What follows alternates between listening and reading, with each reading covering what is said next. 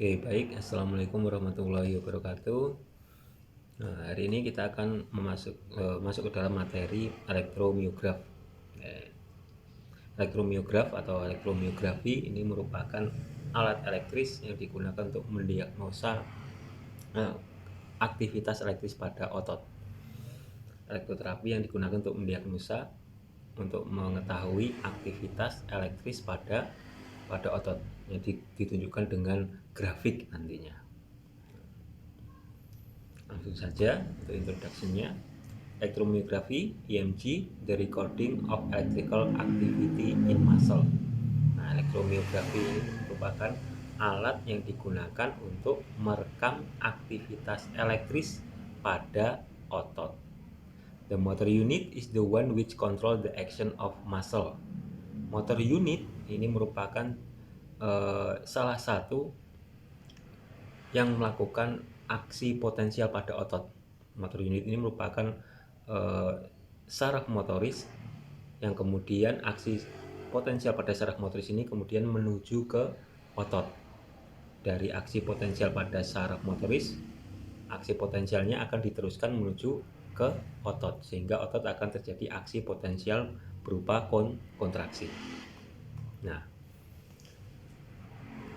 an EMG measure the electric action potential generated by motor unit in the muscle.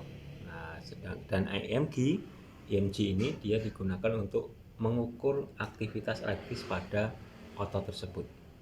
Nah, ini kalau kita lihat di gambar di samping sini, maka saraf motoris ini akan mempunyai 3 motor unit. Ada 3 neuron. Di mana kita tahu pada otot ini mempunyai 3 tipe ya. Ada otot yang slow twitch, oksidatif, ada otot fast twitch. Di mana pada otot fast twitch ini terdiri dari 2, ada yang fast glycolytic dan ada yang fast oksidatif. Sehingga total keseluruhan tipe otot ini ada 3. Nah, ketiga otot tersebut, tipe otot tersebut diinervasi oleh serabut saraf atau motor unit yang berbeda. EMG ini digunakan untuk merekam ketiga motor unit tersebut. Untuk merekam ketiga motor unit tersebut, aktivitas elektris pada otot melewati ketiga motor unit tersebut. Kemudian, EMG recording can be performed by means of intramuscular needle or non-invasive surface electrode. EMG sendiri, elektromiografi sendiri, dia dapat merekam aktivitas elektris otot dapat menggunakan jarum intramuskular, jarum yang ditancapkan pada otot, ataukah menggunakan elektrode sebagaimana digunakan pada terapi elektris. Nah, keuntungannya dengan intramuskular atau menggunakan jarum ini, maka aktivitas elektris pada otot yang dalam ini dapat terdeteksi secara objektif. Nah, keuntungannya menggunakan intramuskular atau needle EMG. Namun pada penggunaan intramuskular needle EMG ini, walaupun dia objektif dan dia dapat merekam otot yang paling dalam, katakanlah, kekurangannya pada intramuskular needle ini, maka pasien yang diberikan EMG intramuskular ini harus bisa beradaptasi dengan jarum tersebut. Jarum yang dimasukkan ke dalam ototnya harus bisa beradaptasi. Nah, sehingga butuh waktu untuk melakukan perekaman yang objektif menggunakan EMG intramuskular. Karena ketika jarum dimasukkan ke dalam otot, praktis otot akan menegang karena adanya nyeri, ada muscle guarding. Sehingga untuk melakukan perekaman secara objektif menggunakan intramuskular EMG, perlu pasiennya atau subjeknya beradaptasi dengan jarumnya. Berbeda dengan surface electrode atau dengan menggunakan elektrode biasa di permukaan kulit. Tidak perlu latihan, langsung dilakukan perekaman sudah bisa. Walaupun dengan menggunakan surface electrode ini tidak cukup objektif dibandingkan dengan yang intramuskular EMG.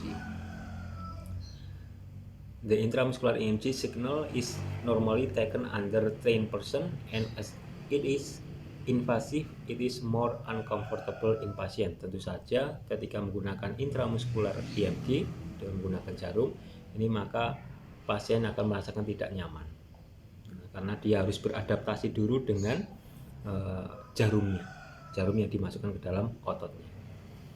Kemudian the other option is to use the surface electrode. Nah, option lain adalah menggunakan elektrode di permukaan kulit sebagaimana penggunaan pada elektroterapi. Nah, ini akan dirasakan nyaman oleh pasien karena tidak invasif karena ya. Kemudian neuropati and myopathy karakteristik. Neuropati ini merupakan patologis terjadinya gangguan patologis pada pada ototnya, sedangkan myopati ini terjadinya patologis pada ototnya. Nah, pada pemeriksaan EMG maka akan terlihat karakteristik yang berbeda antara neuropati dan myopati. Kita tahu bahwa otot ini mempunyai 4 sifat fisiologis. Ada 4 sifat fisiologis otot. Apa saja? Konduktivitas, kontraktilitas, kemudian apalagi? Ekstensibilitas dan elastisitas. Nah, konduktivitas berarti kemampuan saraf motoris dalam menyampaikan impuls pada otot, meneruskan aksi potensial dari saraf motoris menuju ke otot. Ini konduktivitas. Kontraktilitas berarti kemampuan dia berkontraksi. Kedua sifat ini akan kita lihat menggunakan aktivitas elektris pada otot menggunakan EMG. Nah, kedua aktivitas ini bisa kita lihat pada EMG. Nah, ada konduktivitasnya seperti apa dan kontraktilitasnya seperti apa. Nah, kemudian pada gangguan neuropati dan myopati ini menunjukkan karakteristik yang sangat berbeda. Karakteristik grafik EMG yang sangat berbeda. There are some well-defined characteristics of EMG signal corresponding to neuropathic disease. Nah, ada karakteristik yang sangat berbeda antara neuropati dan myopati. The muscle signal whose action potential amplitude is twice as that of a normal muscle signal. Pada neuropati, maka karakteristik yang sangat jelas terlihat dibandingkan otot normal adalah amplitudo grafik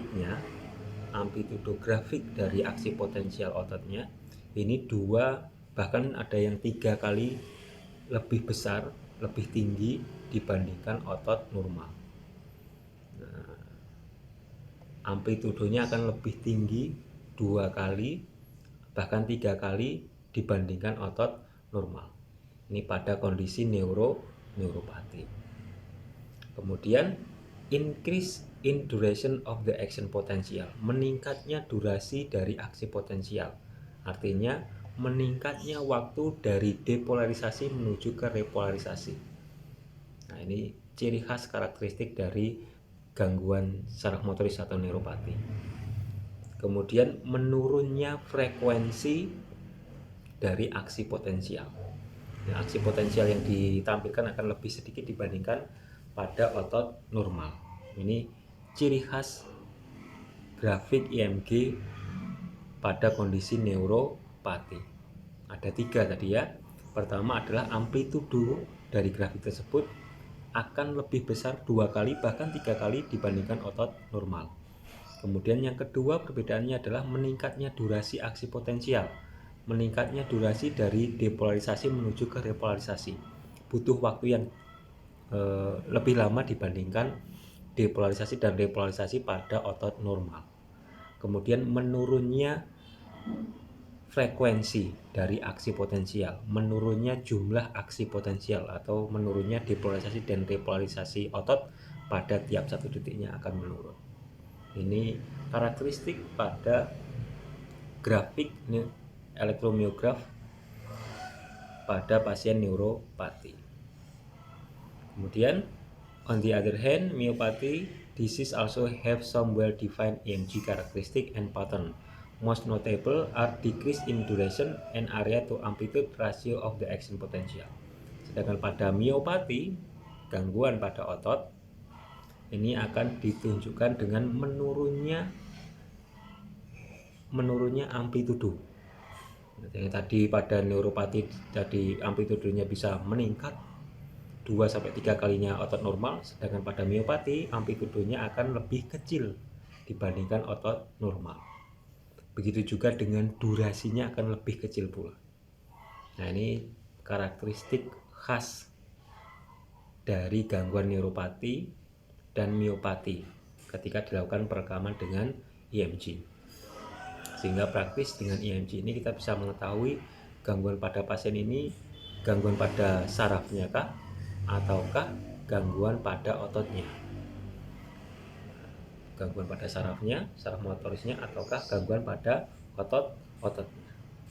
Apakah misal pada gangguan pada sarafnya, ya mungkin sarafnya terjadi neuropraksia, aksolotmesis atau neurotmesis. Nah, kerusakan pada aksonnya, kerusakan pada mielinnya, ataukah pada miopati, contohnya adalah gangguan-gangguan seperti katakanlah atrofi otot, pengurangan dari serabut otot. Nah, pada kasus-kasus miopati, nah, ini kita bisa mengetahui secara objektif apakah pada pasien ini terganggu saraf motorisnya ataukah terganggu pada ototnya. Ini untuk motor unit action potential. The action potential signal varies between healthy and unhealthy patient. Patients suffering from myopathy or neuropathy have different set signal. Nah, ada amplitude, duration, and increased polyphasicity. Nah, dengan EMG ini maka kita akan menemukan grafik dari motor unit action potential. Ini disebut sebagai motor unit action potential, di mana setiap motor unit akan menghasilkan aksi potensial seperti ini. Ada terjadi depolarisasi dan repolarisasi. Tadi kita sudah membahas bahwa pada kondisi neuropati, ini yang B ini neuropati, yang C ini adalah miopati. Yang A ini adalah grafik pada subjek normal. Pada neuropati kita bisa lihat amplitudonya akan jauh lebih tinggi dibandingkan otot normal. Bisa 2-3 kalinya lebih tinggi daripada otot normal. Sedangkan pada miopati durasi amplitudonya dia akan lebih kecil dibandingkan otot normal. Begitu juga dengan durasinya. Durasi pada otot normal dan neuropati ini, maka neuropati ini akan memerlukan waktu durasi yang lebih lama dibandingkan otot normal, yaitu durasi untuk aksi potensial dan menuju dari depolarisasi menuju ke repolarisasi. Ini hanya membutuhkan waktu yang singkat, sedangkan pada neuropati membutuhkan waktu yang lama dari depolarisasi menuju ke repolarisasi, membutuhkan waktu yang lama. Sedangkan pada miopati ini waktunya sangat pendek sekali karena amplitudonya juga sangat kecil. Ini ciri khas utama yang ditemukan pada neuropati dan miopati. Neuropathic potential, long duration, high amplitude, polyphasic potential. Nah, selain amplitudonya pada neuropati ini dia meningkat 2-3 kalinya pada kondisi normal dan durasinya lebih panjang, dikatakan juga pada neuropati ini dia akan terdiri dari banyak fase atau disebut sebagai polyphasic potential. Pada otot normal dia cukup sekali saja terjadi kontraksi ototnya, terjadi aksi potensialnya pada sekali kontraksi, tapi pada neuropati ini perlu beberapa fase untuk terjadinya single kontraksi sekali saja, membutuhkan fase yang banyak seperti ini, sehingga durasi dari depolarisasi menuju ke repolarisasinya akan menjadi lebih panjang. Kemudian, nah ini contohnya pada otot normal, ini otot denervated muscle, terjadi gangguan inervasi pada otot, berarti saraf motorisnya yang terganggu. Dan yang C ini adalah miopati, adanya kerusakan atau katakanlah menurunnya serabut otot, hilangnya serabut otot, katakanlah seperti atrofi otot, berkurangnya serabut otot. Nah, pada otot normal bisa kita lihat pada kondisi istirahat, maka aktivitas EMG-nya dia akan flat, cenderung flat, tidak ada aksi potensial. Tidak ada aksi potensial pada kondisi normal. Ketika fase istirahat, maka grafik EMG-nya akan flat, tidak ada aktivitas elektris, tidak ada aksi potensial. Sedangkan pada denervated muscle, otot yang tidak terinervasi alias inervasi sarafnya dia terganggu, maka ketika pada keadaan istirahat maka terjadi fibrilasi. Nah, bahkan fibrilasi ini bisa terlihat dengan observasi, dan hanya dengan melakukan observasi dilihat saja sudah terlihat adanya fibrilasi, atau lebih tepatnya fasciculation. Terjadi fascikulasi seperti kedutan. Nah, mengapa terjadi seperti itu? Karena ketika saraf ini terjadi kerusakan, saraf motorisnya terjadi kerusakan, maka asetilkolin pada ujung-ujung dari saraf motoris ini dia akan terlepas. Asetilkolin pada ujung-ujung saraf motoris ini akan terlepas. Terlepasnya asetilkolin pada ujung-ujung saraf ini dia akan binding kepada reseptor di otot, akan melekat pada reseptor di otot, sehingga ototnya akan berkontraksi seperti kedutan atau fascikulasi. Nah, ini sebabnya munculnya fibrilasi atau fascikulasi pada denervated muscle. Ketika pasiennya istirahat, kurva atau grafik dari EMG-nya terjadi fibrilasi. Kalau dilihat, diobservasi, dia akan seperti kedutan. Mengapa demikian? Karena pada ujung-ujung saraf motoris yang rusak ini, asetilkolin akan terlepas, tidak bisa terkontrol, terlepas. Asetilkolin yang terlepas pada ujung saraf motoris ini dia akan melekat pada reseptor di otot, sehingga ototnya akan kontraksi, dan kontraksinya seperti kedutan. Nah, begitu juga pada miopati. Nah, fibrilasinya karena rusaknya serabut saraf, ini juga menyebabkan fibrilasi, tapi fibrilasinya tidak sebesar, amplitudenya sebesar pada denervated muscle, di mana pada denervated muscle ini fibrilasinya bisa kita lihat dengan observasi, hanya dengan melihat bisa kelihatan kedutan. Sedangkan pada miopati, fibrilasinya ini tidak terdeteksi dengan observasi, dia harus dilakukan dengan menggunakan EMG, baru terlihat bahwa ototnya terjadi fibrilasi ketika istirahat. Sedangkan pada denervated muscle biasanya terlihat dengan observasi, ototnya akan kedutan, menampilkan tanda gejala kedutan. Nah, karena apa? Terlepasnya asetilkolin pada ujung saraf motoris. Kemudian ketika dilakukan kontraksi, slight contraction, kontraksi katakanlah minimal kontraksi, ini akan terjadi perbedaan grafik dari aktivitas elektris otot. Pada otot normal seperti ini, pada denervated muscle, otot yang tidak terinervasi alias saraf motoris yang terganggu, saraf motoris yang rusak, maka amplitudenya bisa 2 kali bahkan 3 kali lebih tinggi daripada kondisi normal. Amplitudenya 2 kali atau 3 kali lebih tinggi daripada kondisi normal. Mengapa demikian? Karena katakanlah ini serabut saraf motoris yang rusak, ini serabut saraf motoris yang masih intak, masih menginervasi, maka ketika serabut saraf motoris ini rusak, serabut saraf motoris yang masih menginervasi ini akan menggantikan kinerja dari serabut saraf motoris yang rusak.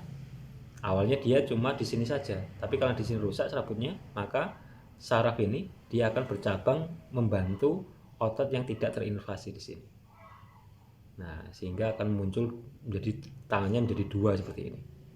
Nah, otot yang tidak terinervasi, serabut saraf motorisnya rusak, maka akan dihandle oleh saraf motoris yang masih menginervasi, sehingga satu motor unit bisa menghandle 2 serabut otot, katakanlah seperti di gambar sini. Nah, karena satu motor unit dia menghandle beberapa serabut otot yang tidak terinervasi, maka amplitudenya praktis dia akan meningkat 2-3 kalinya dibandingkan kondisi normal. Nah, katakanlah serabut otot ini harusnya ada 2 motor unit, satu motor unitnya kok rusak, berarti satu motor unit akan memegang kendali atas serabut saraf motoris yang rusak, sehingga kinerja dari motor unit pada serabut saraf motoris yang masih kontak ini dia akan meningkat aktivitasnya karena dia memegang, mengganti atau mengambil alih kinerja dari serabut saraf motoris yang rusak. Praktis amplitudenya akan 2 bahkan 3 kali lebih tinggi daripada kondisi normal. Ini karakteristik yang terlihat jelas pada neuropati. Sedangkan pada miopati, sarafnya tidak mengalami gangguan, tetapi serabut ototnya yang terganggu, serabut ototnya yang berkurang, serabut ototnya yang rusak, sehingga hanya sedikit saja aktivitas motor unit pada otot. Karena ototnya berkurang, sehingga aktivitas motor unitnya menjadi lebih sedikit, sehingga ditampilkan dengan amplitudenya yang lebih kecil dibandingkan kondisi normal. Harusnya ini ada beberapa serabut otot yang menghasilkan aktivitas elektris, tetapi karena ototnya ini rusak, serabut ototnya rusak, hilang, atrofi, maka jumlah motor unitnya akan berkurang.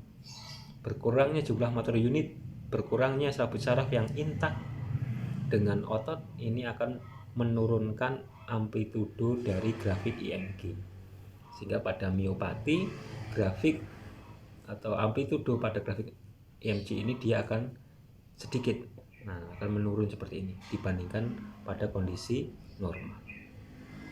Kemudian ketika dilakukan kontraksi maksimal kontraksi, maka grafik pada otot normal akan seperti ini.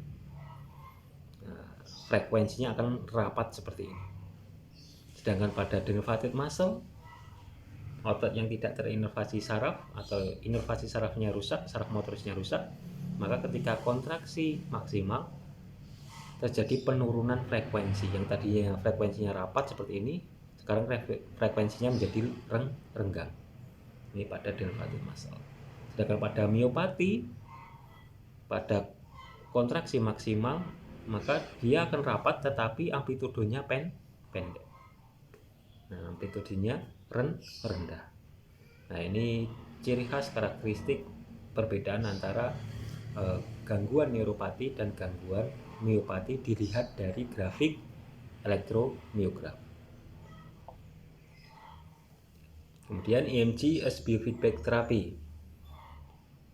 Electromyographic biofeedback uses electrode placed on the patient muscle to generate a feedback signal in response to muscle activation. Pada penggunaan terapi, EMG ini digunakan sebagai biofeedback. Pada penggunaan terapi latihan, ini EMG ini digunakan sebagai biofeedback. Sehingga EMG pada konteks terapi ini digunakan sebagai biofeedback. EMG pada konteks diagnosa, aktivitas elektris otot ini digunakan untuk mendiagnosa apakah ada kerusakan pada gangguan neuropatinya atau pada miopatinya. Sedangkan EMG pada terapi ini digunakan sebagai biofeedback, tidak digunakan sebagai diagnosis.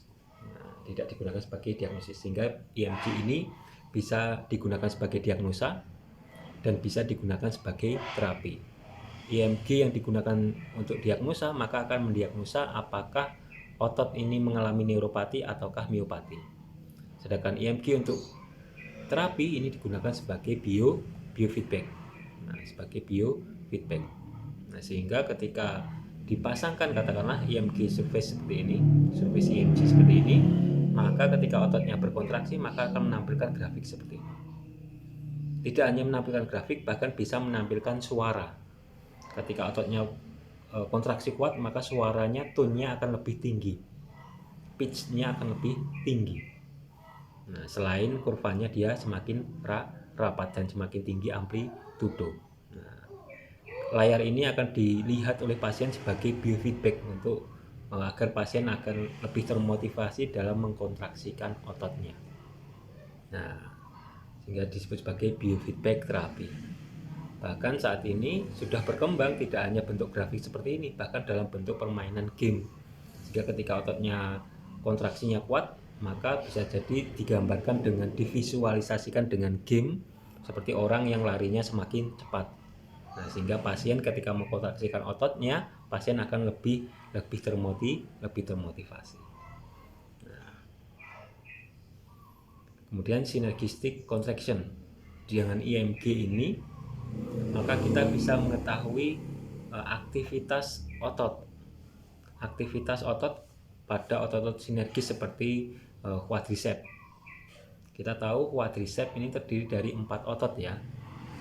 Quadriceps muscle ini terdiri dari 4 otot. Ada rectus femoris, ada vastus lateral, kemudian ada vastus medial longus dan vastus medial oblique. Kemudian nanti ada vastus intermedius, ada 4 otot: rectus femoris, vastus lateral, vastus medius, dan vastus intermedius. Nah, dengan penggunaan IMG ini kita bisa mengetahui aktivitas otot quadriceps. Ini dicontohkan merekam aktivitas pada rectus femoris, vastus lateral, vastus medial longus, dan vastus medial oblique. Nah, vastus medial itu terbagi menjadi 2, ada yang serabutnya longus, serabutnya dia paralel dari atas ke bawah, dan ada yang vastus medial yang serabutnya dia oblik, dia hampir menuju ke horizontal, menuju ke patella. Nah, pada IMG ini dilakukan perekaman aktivitas otot tersebut pada aktivitas lutut yang berbeda, aktivitas tungkai bawah yang berbeda. Ada yang open chain dan close chain. Nah, ini subjek sehat semuanya, di mana subjek sehat ini duduk pada posisi tertentu, hipnya 90 derajat, knee-nya 30 derajat, sama. Kemudian aktivitasnya berbeda. Pada open chain ini, pasien ini, subjek ini dia melakukan aktivitas kakinya ini, dia digerakkan ekstensi ke atas. Sedangkan pada close chain, tungkai bawahnya ini diekstensikan menuju ke sana, mendorong. Nah, kalau close chain ini dia mendorong ke sana, kalau open chain dia hanya mengangkat kakinya, ekstensi lutut menuju ke atas.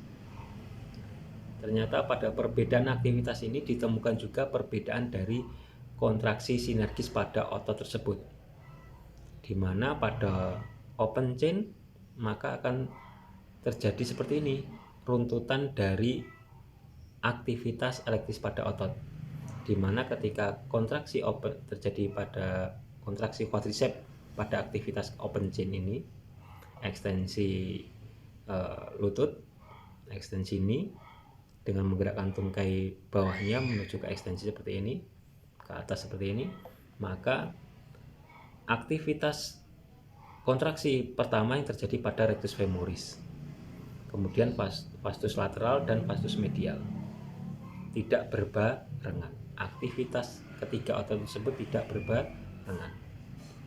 Sedangkan pada close chain dengan aktivitas mendorong, maka relatif otot tersebut dia kontraksinya berbarengan, lebih berbarengan pada aktivitas close chain dibandingkan yang open chain. Aktivitas otot rectus femoris, vastus lateral, dan vastus medius, longus, dan oblique ini cenderung berbarengan pada aktivitas close chain dibandingkan yang open chain. Nah, dengan IMG ini kita bisa mengetahui seperti apa kontraksi tiap otot dalam melakukan aktivitas tertentu. Bahkan aktivitas yang sama-sama mengekstensikan lutut tetapi aktivitasnya berbeda, ini ternyata direspon berbeda pula pada ototnya. Nah, ini contohnya pada aktivitas open dan close chain, di mana pada aktivitas close chain maka kontraksi ototnya akan lebih berbarengan dibandingkan pada aktivitas open chain. Kemudian EMG as biofeedback assessment. Nah, sebagai biofeedback assessment, ini contohnya pada pasien patellofemoral pain syndrome atau pasien PFPS. Ini dilakukan perekaman pada vastus medialnya dan vastus lateralnya, di mana pada pasien patellofemoral pain syndrome ini terjadi ketidakseimbangan tarikan antara vastus medial oblik dan vastus lateral. Nah, terjadi ketidakseimbangan antara tarikan vastus medial oblik dan vastus lateral pada pasien patellofemoral pain syndrome. Nah, di mana pada pasien patellofemoral pain syndrome tarikan vastus medial oblik ini lebih lemah, alias tarikan dari vastus lateral ini lebih kuat dibandingkan yang vastus medial oblik, sehingga kecenderungan patella ini akan cenderung bergeser atau subluksasi menuju ke lateral. Nah, pada pemeriksaan biofeedback pada pasien PFPS dan subjek normal ini dilakukan aktivitas step up dan step down. Nah, dilakukan aktivitas step up dan step down. Nah, ternyata ditemukan pada subjek sehat ketika aktivitas step up dan step down ini aktivitas vastus medial oblik dan aktivitas vastus lateral ini cenderung berbarengan. Aktivitasnya cenderung berbarengan, relatif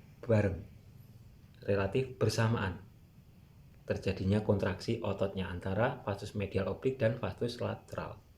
Sedangkan pada pasien patellofemoral pain syndrome aktivitasnya dia tidak berbarengan antara vastus medial oblik dan vastus lateral, di mana onset dari vastus lateral ini lebih dulu kontraksi vastus lateral, baru disusul kontraksi dari vastus medial oblik. Ini pada pasien patellofemoral pain syndrome. Pada subjek normal maka onset atau terjadinya kontraksi vastus lateral dan vastus medial oblik relatif berbarengan.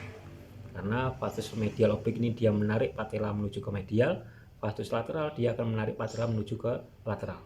Ketika kontraksinya berbarengan, maka patella ini akan cenderung relatif di tengah, tidak bergeser ke lateral atau ke medial. Sedangkan pada patellofemoral pain syndrome ditemukan EMG biofeedback assessment-nya ditemukan bahwa vastus lateral ini kontraksi duluan, kemudian disusul dengan vastus medial oblik, sehingga praktis kontraksi vastus lateral duluan, kemudian disusul vastus medial oblik, sehingga patella ini akan cenderung dia subluksasi menuju ke lateral. Nah, dengan EMG ini kita bisa mengetahui sedetail itu.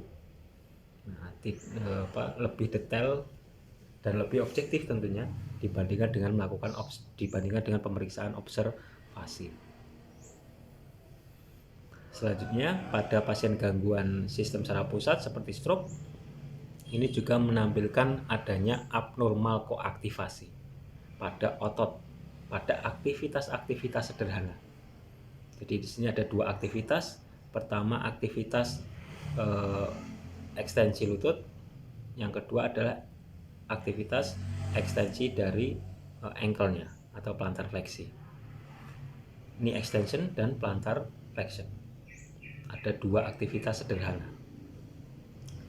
Kemudian hasil EMG ABCD ini pada kontrol partisipan, ini pada subjek normal. Sedangkan hasil EMG IFGH ini pada pasien stroke. AB ini merupakan aktivitas ekstensi ini pada subjek sehat, ini didapatkan grafik demikian. Ini vastus lateralnya, aktivitas vastus lateral, aktivitas dari rectus femoris, aktivitas dari soleus dan gastro. Ini pada subjek normal ketika dilakukan ekstensi lutut. Pada pasien stroke menampilkan grafik yang berbeda, jauh berbeda dengan pada subjek normal, di mana aktivitas vastus lateralnya ini akan terjadinya aksi potensial akan berbeda dengan pasien stroke, di mana dia akan lebih tinggi daripada kondisi normal. Kemudian soleus dan gastroknya, yang gastrok ini harusnya dia cenderung relatif 0, dia malah lebih tinggi lagi pada pasien stroke. Begitu juga dengan soleusnya. Rectus femorisnya pada kondisi normal seperti ini, pada kondisi stroke dia akan jauh lebih rendah, hampir mendekat gastrok dan soleus dia hampir memiliki amplitudo yang sama dengan rectus femoris. Ini pada pasien stroke. Sehingga dengan IMG ini bisa kita ketahui aktivitas otot pada subjek normal ataukah pada pasien stroke, diketahui perbedaan grafiknya antara otot-otot vastus lateral, rectus femoris, soleus dan gastrok pada aktivitas sederhana seperti ekstensi lutut. Pada aktivitas sederhana saja terlihat perbedaan dari koaktivasi dari ototnya. Koaktivasi ototnya berbeda sehingga dinamakan sebagai abnormal koaktivasi. Ketika aktivitas simple, aktivitas sederhana saja berbeda koaktivasinya, praktis aktivitas yang lebih kompleks seperti berjalan ini pasti akan berbeda pula. Pada aktivitas yang simple sederhana saja berbeda grafik dari EMG-nya, apalagi pada aktivitas yang lebih kompleks seperti aktivitas fungsional berjalan. Begitu juga pada aktivitas sederhana seperti plantar fleksi. Ini contohnya terlihat jelas sekali pada subjek sehat, maka ini aktivitas soleus dan aktivitas dari gastrok. Kemudian aktivitas vastus lateral dan rectus femoris pada subjek normal ini cenderung 0, cenderung 0 mikrovolt. Sedangkan pada pasien stroke, vastus lateral, gastrok, soleus dia tidak 0, dia malah lebih tinggi dibandingkan pada kondisi normal. Rectus femoris juga tidak pada aktivitas 0 mikrovolt, tapi dia akan lebih tinggi dibandingkan subjek normal. Harusnya kan rectus femoris atau vastus lateral ini tidak kontraksi ketika dilakukan plantar fleksi, karena utamanya rectus femoris dan vastus lateral kan untuk ekstensi lutut. Sedangkan pada ekstensi pada ankle atau plantar fleksi harusnya yang kontraksi dominan adalah soleus dan gastroknya. Tetapi pada pasien stroke, vastus lateralnya juga cukup tinggi, sangat lebih tinggi daripada soleus dan gastrok, dan rectus femorisnya dia juga berkontraksi. Nah, ini perbedaan antara subjek normal dan pasien stroke. Pada aktivitas yang sederhana saja, plantar fleksi, didapatkan grafik yang jauh berbeda pada aktivitas yang sederhana, apalagi ketika aktivitasnya lebih kompleks, aktivitas fungsional seperti berjalan, pasti grafik yang dihasilkannya akan sangat berbeda sekali. Sehingga dengan EMG ini kita bisa mengetahui abnormal koaktivasi dari otot. Pada aktivitas yang sederhana saja kita sudah bisa mengetahui perbedaannya, apalagi pada aktivitas yang lebih kompleks seperti aktivitas fungsional, berdiri, duduk berdiri, berjalan.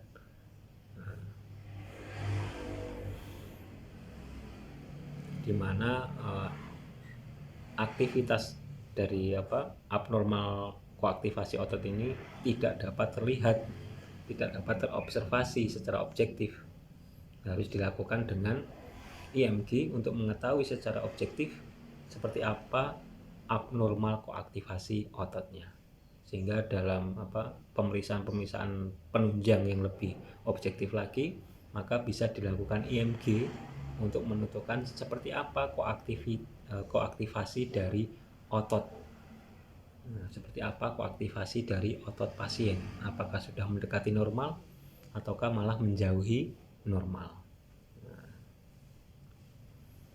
kemudian ada beberapa jurnal yang kemudian menggunakan biofeedback, menggunakan EMG yang digunakan sebagai motivasi pasien untuk melakukan terapi, memotivasi pasien untuk lebih mengkontraksikan otot secara tepat.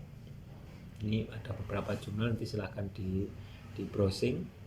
Ini biasanya digunakan EMG biofeedback ini digunakan pada pasien patellofemoral pain syndrome atau PFPS, di mana dipasangkan recording perekaman pada otot vagus medial oblik dan vagus lateral. Pasien akan konsentrasi pada aktivitas elektris pada vagus medial oblik dengan penyajian grafik dari EMG-nya ataukah dalam bentuk game ataukah dalam bentuk suara auditori, sehingga pasien akan lebih termotivasi ketika grafik vagus medial obliknya lebih tinggi. Pasien akan terkonsentrasi kepada suara yang lebih tinggi pitch-nya ketika kontraksi vagus medial oblik.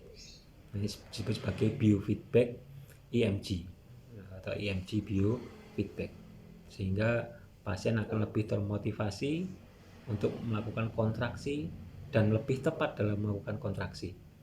Nah, sehingga ketika melakukan kontraksi pasien akan melihat grafiknya, di mana pasien akan lebih fokus pada peningkatan amplitudo EMG pada otot vagus medial oblik dibandingkan yang vagus lateral. Ini pada pasien patellofemoral pain syndrome. Nah, sehingga pasien lebih fokus pada kontraksi pada otot yang lemah, fokus kepada kontraksi otot yang lemah. Begitu juga pada pasien stroke, juga dilihat koaktivasinya ketika berjalan seperti apa antara otot-otot quadricepsnya, hamstringnya, tibialis anteriornya, ataupun pada otot-otot gastroc dan soleusnya. Ini selalu dilihat, direkam. Nah, kemudian selalu dievaluasi bagaimana perkembangan dari aktivitas koaktivasi otot ketika melakukan aktivitas fungsional. Oke, saya kira sampai di sini dulu untuk materi kita untuk elektromiograf.